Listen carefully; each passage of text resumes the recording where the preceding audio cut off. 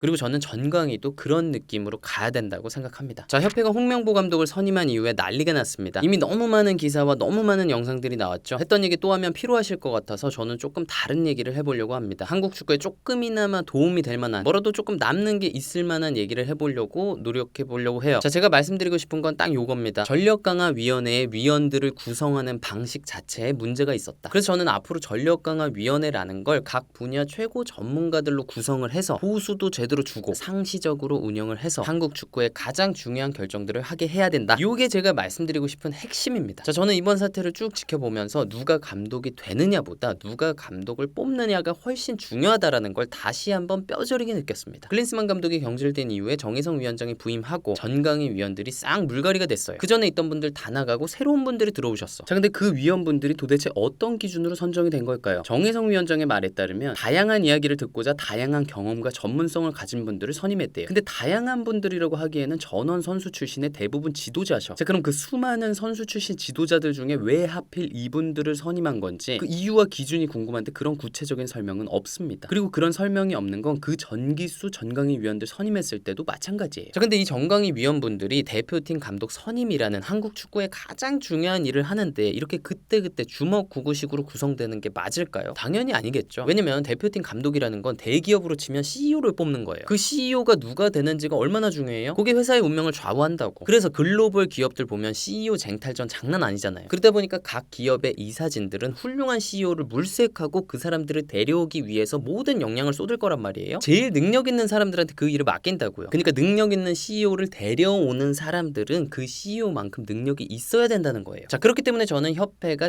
전력강화위원회를 각 분야 최고 전문가들로 꾸려야 된다. 이겁니다. 예를 들면 일단 은퇴한 스타 선수들 모셔야죠. 차범근, 박지성, 이영표, 기성용, 이청용, 구자철, 박주호 이런 분들. 왜냐고요? 최고 레벨에서 축구를 했기 때문에 우리 대표팀에 어떤 감독이 필요한지 아주 수준 높은 의견들을 모을 수 있을 거라고요. 또 결정적으로 그분들이 가진 유럽 내의 인맥, 그 인적 네트워크를 통해서 숨겨진 실력파 감독을 찾을 수도 있을 것이고 아니면 좋은 감독을 조금 더 수월하게 설득해 올 수도 있겠죠. 참고로 축구계에서 인맥은 어마어마한 역할을 합니다. 안 될 일을 되게 만들기도 하고 될 일을 더 쉽고 빠르게 할 수 있도록 만들기도 해요. 선수들이 괜히 인맥 좋은 에이전트한테 다 몰리는 게 아닙니다. 자, 그리고 저는 전강희에 축구 선수 출신뿐만 아니라 협상 전문가도 있어야 된다고 생각해요. 물론 선수 출신 분들이 경기를 읽는 눈이라든가 실전에서의 디테일들 그런 거 더 많이 알겠죠. 자, 그런데 세계적인 수준의 지도자들을 물색하고 컨택하고 미팅하고 협상하고 설득해서 데려오는 건 전혀 다른 업무죠. 선수 출신이 아닌 분들이 더 잘할 수 있다는 거예요. 그 예가 바로 히딩크 감독을 모셔온 가삼현 전 축구협회 국제부장이죠. 자, 요분이 누구시냐? 일단 축구 선수 출신 아닙니다. 연대 경제학과를 졸업하고 현대중공업 해외 영업부에 입사하셨어요. 그러다가 현대중공업의 짱인 정몽준 회장이 대한축구협회 회장이 되면서 협회로 같이 따라간 거예요. 협회 일을 하기 시작한 거죠. 그리고 해외 영업 경험을 살려서 히딩크 감독을 데려온 거예요. 당시에 비화가 있는 게 히딩크 감독이 협상 과정에서 자꾸 무리한 요구를 했대요. 그러니까 다른 사람들은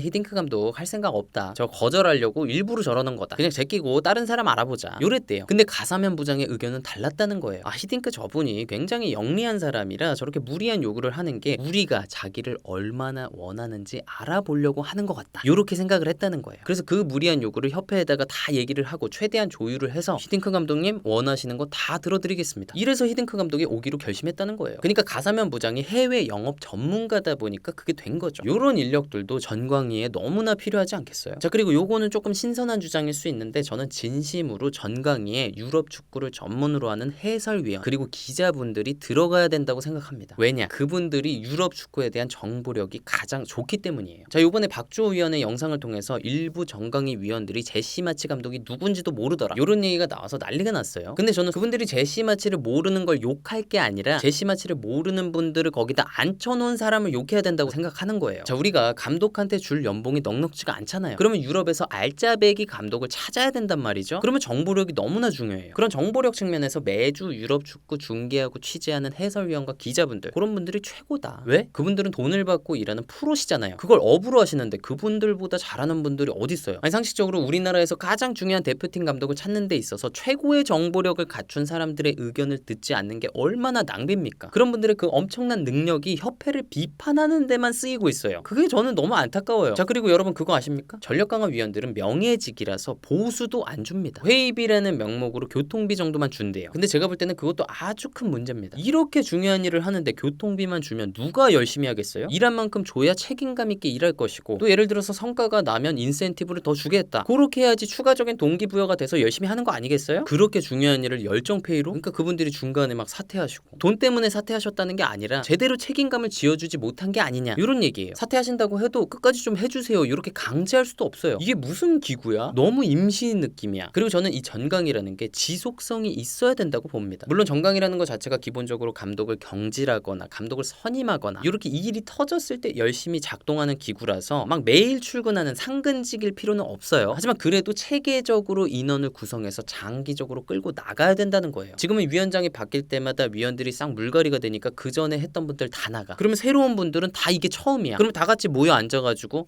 야 우리 뭐 해야 돼? 그 전에 어떻게 했대? 이럴 수밖에 없지 않겠어요? 제일 중요한 결정을 하는 기구인데 장기적으로 끌고 가야죠. 일부 멤버가 바뀌더라도 기존 멤버들이 그동안 해왔던 업무들을 쭉 연속성 있게 갖고 가야죠. 매번 회의할 때마다 기록하고 후임 멤버들한테 보전하고 또 언론에 투명하게 브리핑하고, 얼마나 좋아요. 자, 그리고 홍명보 감독에 대해서 개인적으로 조금 안타까운 건 결정을 너무 갑자기 번복했다는 거예요. 리버풀의 클롭 감독이 저 이번 시즌 끝나면 휴식하겠습니다, 그걸 왜 그렇게 일찍 공지를 때렸을까요? 리버풀이 자기가 떠난 이후의 상황을 천천히 준비할 수 있게 하려고 후임 감독도 천천히 선임하고, 또 선수들도 자기들 미래에 대해서 충분히 생각해 볼 수가 있잖아요. 홍명보 감독도 그런 식으로 떠났다면 너무 좋지 않았을까, 너무 안타깝다는 생각이 듭니다. 자, 그리고 저는 이번 사태를 보면서 이런 생각이 들었어요. 제가 아까 정강이 위원들이 전원 선출이라고 말씀드렸죠. 확실히 우리 축구계에는 선출 지상주의가 있는 것 같아요. 그러니까 중요한 일은 선수 출신이 해야 된다, 이런 생각이 뿌리 박혀 있는 것 같습니다. 그러다 보니까 비선수 출신들은 축구계의 주류에 발을 들이는 게 너무 어려워요. 그리고 저는 또 참 그런 게 선출분들 중에서도 티어가 나뉩니다. 뭐 대학까지 했냐, 프로는 갔냐, 대표팀 가봤냐, 유럽 진출 해봤냐, 요거에 따라서 레벨이 티어가 나뉘어요. 그리고 그 선수 시절의 경력이 은퇴 이후에 그분들이 할 수 있는 일의 수준을 결정합니다. 물론 저는 개인적으로 선수 경험이 꼭 있어야 지도자를 할 수 있다고 생각해요. 그리고 기본적으로 높은 레벨에서 뛰었을수록 높은 레벨의 코칭이 가능하다고 믿어요. 하지만 그럼에도 저는 선출이 잘할 수 있는 게 있고 아닌 게 있다고 생각해요. 그러므로 우리 축구계는 선출 지상주의가 아니라 실력 지상주의로 가야 된다, 이렇게 생각을 합니다. 자, 유럽의 빅클럽들을 보시면 피지컬, 분석, 데이터 사이언스, 의료, 영양, 각 부문들이 다 세분화가 돼 있습니다. 그리고 각 부문의 책임자들은 다 실력자들이에요. 선출이냐 아니냐는 중요하지 않아요. 지금 갖고 있는 실력이 중요해요. 그리고 유럽 축구계의 정말 중요한 포인트는 선수 출신 지도자가 비선수 출신 전문가를 신뢰한다는 거예요. 그 부문에 대해서는 전권을 주고 맡겨요. 그리고 협업해요. 그런 시스템을 그대로 들여와서 우리나라에서 잘하고 있는 게 바로 광주FC의 이정효 감독님이죠. 광주의 선수 스카우팅과 전술에 큰 역할을 하는 게 박원교 분석관인데, 요분이 비선출입니다. 축구 분석 페이지를 운영하다가 이정효 감독이랑 같이 하게 된 거예요. 근데 이분이 비선출인데 이정효 감독이 전폭적으로 신뢰를 해줍니다. 그리고 너 나중에 감독까지 꼭 해라 이러면서 지도자 자격증 따라고 막 독려도 합니다. 그리고 광주의 훈련 스케줄은 이정효 감독이 아니라 피지컬 코치님들이 생리학적인 지식을 바탕으로 짜요. 그럼 거기에 이정효 감독이 맞춥니다. 그러니까 각 분야의 전문가들한테 맡기고 협업하는 거죠. 유럽 시스템. 그리고 저는 전광희도 그런 느낌으로 가야 된다고 생각합니다. 스타 선수 출신, 협상 전문가, 해설위원 및 기자, 언론 대응 전문가, 브리핑 전문가 등등등 각자 잘하는 거 해서 협업해서 빵, 그렇게 전광희를 어벤져스처럼 만들어서 운영하면 저는 한국 축구가 천천히 살아날 거라고 생각합니다. 자, 그러면 가장 중요한 문제가 남죠. 그런 전광희를 꾸리려면 정광희를 꾸릴 권한이 있는 사람의 생각이 바뀌거나 그 사람 자체가 바뀌어야 되겠죠. 그런데 사람의 생각이 그렇게 쉽게